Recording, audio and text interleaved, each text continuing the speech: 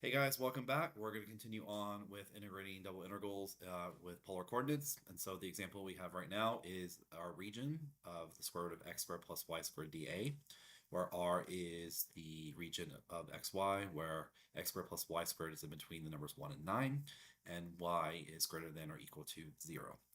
So one of the indicators that is pretty much telling us that we're going to use polar coordinates in lieu of Cartesian is when you have equations that you're very comfortable with of x squared plus y squared, r cosine of theta, which is equal to x, and then r sine of theta, which is equal to y. So when you see those equations in here, typically they kind of want you, they're pushing you to go to polar coordinates.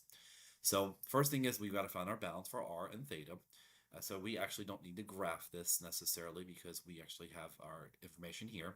So since x squared plus y squared is equal to r squared, I can replace the x squared and y squared with r squared, and then I can simply take the square root of all my pieces, and I get that the bounds for r is going to be between 1 and 3. And then right here, this is saying that when we're looking at a coordinate plane of x, y, this is saying that I only want where y is positive, right? Where y is greater than or equal to 0. So I only want the value from 0 all the way here to pi. And so I just want all of my values that y is positive. So theta, right, our angle is going to be between 0 and pi. So that's really the only thing that we need this information for is to get our bounds of integration. So I'm going to go ahead right here and write down that this is going to be from 0 to pi. That's our theta. And then our radius is going to be from 1 to 3. So then the only thing else we need to do here is actually to convert this to polars as well.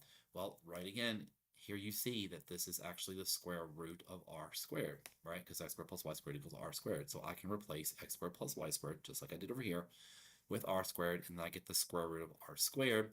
So I'm going to get that this is actually, and I'm actually going to leave it for a second, so let's make sure that we actually have the formula right there. So the square root of r squared, and then our dA is always going to be r dr d theta, right? So again, don't forget to include the r there. All right, so this looks really good. We're going to go ahead and just do a quick simplification here. So we get 0 to pi, we get 1 to 3, and then r squared square root is r, so r times r is r squared, dr d theta. And we're ready to start integrating this problem.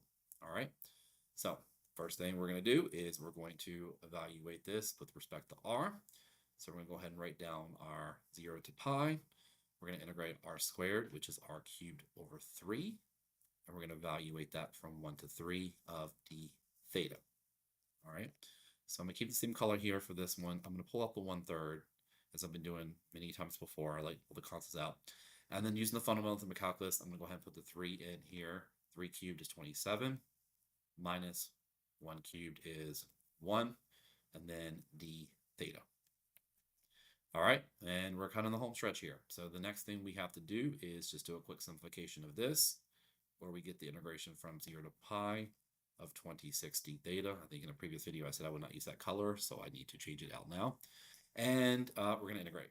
All right, so we get that this is 1/3. We're going to integrate now with respect to theta, so it's going to be 26 theta, evaluate from 0 to pi, and simply simplify. So we have 26 over 3 pi minus 26 times 0 over 3, which is a 0. So our answer for this problem is just going to be 26 over 3 pi. All right. So another pretty quick example of how to do conversions of polars. When we come back to the next video, we're going to do one a little bit more complicated than this. So I hope that this helps, and I'll see you guys in that next video.